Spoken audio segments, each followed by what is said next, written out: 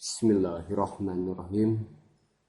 Assalamualaikum warahmatullahi wabarakatuh.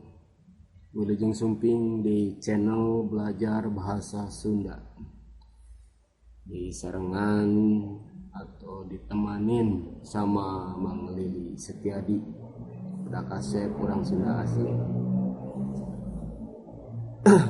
Bahasa Sunda, nah, nggak kalah bergengsinya sama bahasa Inggris.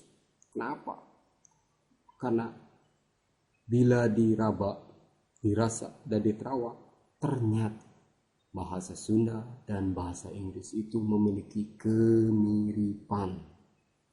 Salah satu contohnya, dalam bahasa Inggris banyak sekali ditemukan kata-kata yang mirip ketika diucapkan namun memiliki makna atau arti yang jauh berbeda.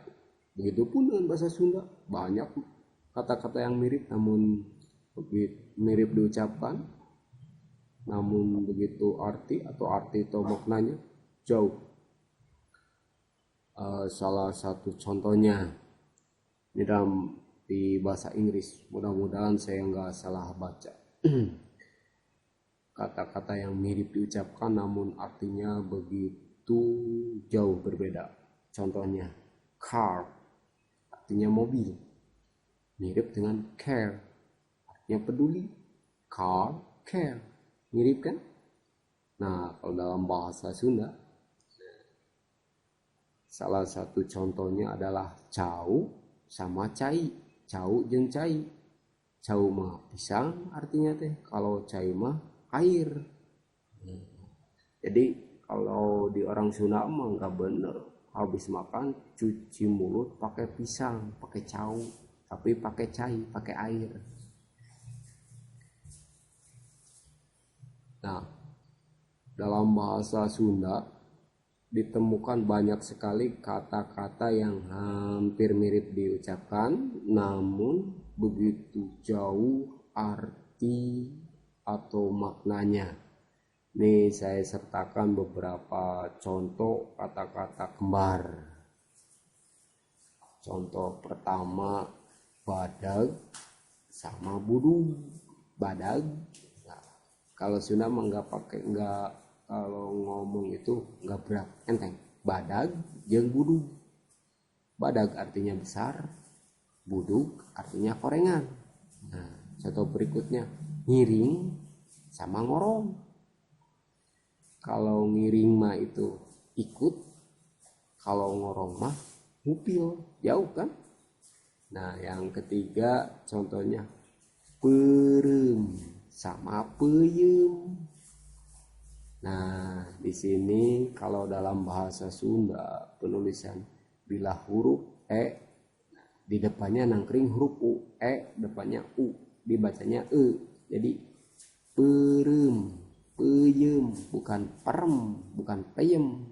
Kadang orang Jawa, orang yang bukan orang Sunda, turun di mana? Di Cicahem, ada Cicahem gitu. Jadi ini yang kata kembarnya perem sama peyem. Kalau perem mah merem, kalau peyem mah tape. Jauh kan?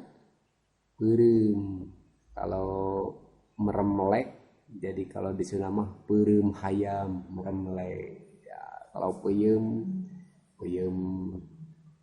tape peyem singkong itu, yang dari singkong itu peyem Bandung, peyem sampe. Nah, jadi itu bahannya singkong. Kalau peyem ketan, nah, bahannya dari padi ketan, beras ketan.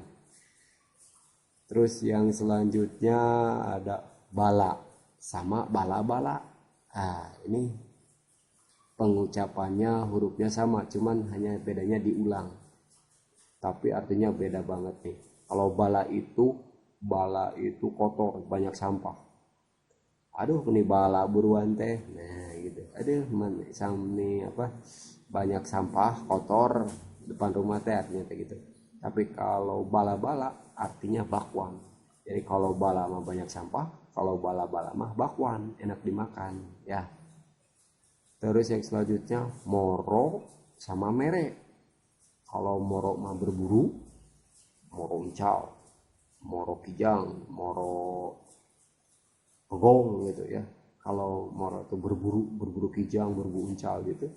Tapi kalau mere mah ngasih, mere duit, ngasih duit, mere kadaharan, ngasih makanan, mere beja ngasih kabar, mere cinta mah bogoh teman.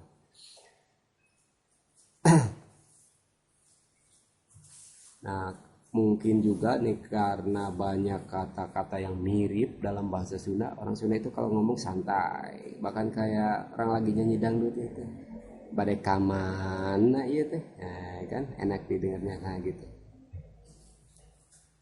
Nah, persamaan lain atau ada satu kata yang bukan sangat mirip lagi, sama aja ini mah. Antara satu kalimat atau kata dalam bahasa Inggris sama bahasa Sunda. Nah, ini kata dasarnya dog. Ya, kalau bahasa Inggrisnya kan dog itu artinya gogok. Jangan bilang anjing ah. Kalau kasar dog aja itu artinya gogok. Nah, kalau dognya sendirian sama dengan gogok. Tapi kalau dalam bahasa Inggris ada yang nemenin umpamanya Jojo dog. Nah, berarti anjingnya si Jojo, gogoknya si Jojo. Nah, dalam bahasa Sunda ada satu kata atau kalimat yang persis sama bahasa Inggris ini, Jojo dog, ya kan? Nah, cuma beda artinya. Kalau di Jojo dog di dalam bahasa Sunda mah bukan anjingnya si Jojo, tapi dingklik kalau kata orang Jawa mah, atau bangku pendek kecil yang hanya pas buat pantat ukuran sedang. Maaf ya. Nah, dalam bahasa Sunda kalau nggak salah ingat, yang saya tahu tuh dog itu gak punya arti apa dog. Mungkin saya kurang paham orang Sunda oge. Kalau dognya itu sendirian cuma dog, artinya nggak tahu apa. Tapi kalau udah ada temennya, ini si Jojo, si dog ini artinya maknanya bisa kemana-mana, tergantung siapa temen di depannya. Kayak tadi Jojo dog berarti bangku kecil, bangku pendek yang hanya buat itulah satu orang saja. Nah, lain lagi bila di depannya ada si Bale, bukan Baret Gel, bukan si Bale itu yang pemain itu Madrid itu, Bale. Nah, jadi Bale dog. Baledog artinya nimpuk pakai batu atau benda kayak kayu pendek gitu. Kalau lagi marah, awas suka ini baledog. Nah, awas sama saya ditimpuk gitu. Terus lain lagi artinya bila di depannya lagi beda lagi. Nah, jedog. Kalau ini disarankan jangan ditiru karena ini bahasa Sunda yang kasar. Nah, jedog artinya diam. Umumnya ini kalau orang tua kesel sama anaknya yang sukanya keluyuran aja. Nah, biasanya orang tua bilang, budak teh cedog atuh di imah atau diam di rumah, jangan keluyuran. Nah, begitu. Ah, ini yang unik nih. Dog ditemenin sama dog. Nah, dog. Nah, dog ini semacam alat musik yang kayak beduk tapi kecil atau kendang gitu ya, dari kulit itu, tapi ada alat pemukulnya. Wah, baheula lama itu ramai pisan kalau udah ada yang nanggap dog itu alat musik ini. Nah, yang selanjutnya ngagodog. Ngagodog artinya merebus. Ngagodog cai, merebus air. Ngagodog mie, merebus mie. Tentunya pakai air atau ya. Nah, untuk saat ini demikian saja sedikit ulasan tentang kemiripan bahasa Inggris sama bahasa Sunda. Tentunya bila digali terus lebih dalam akan lebih banyak lagi. Ulasan ini juga merupakan pembuka materi dari channel YouTube Belajar Bahasa Sunda yang saya kelola. Nantikan materi berikutnya. tentang bagaimana melatih lidah supaya fasih bahasa Sunda, dengan tentunya dengan bahasa yang baik dan benar. Nanti juga saya akan coba menyampaikan bagaimana mengucapkan, atau dalam arti apa, satu kalimat itu kadang ada 3 kelompok bahasa, jadi yang halus, sedang, dan kasar. Mudah-mudahan saya bisa menyampaikan materinya dengan benar juga. Demikian, semoga bermanfaat. Wassalamualaikum warahmatullahi wabarakatuh.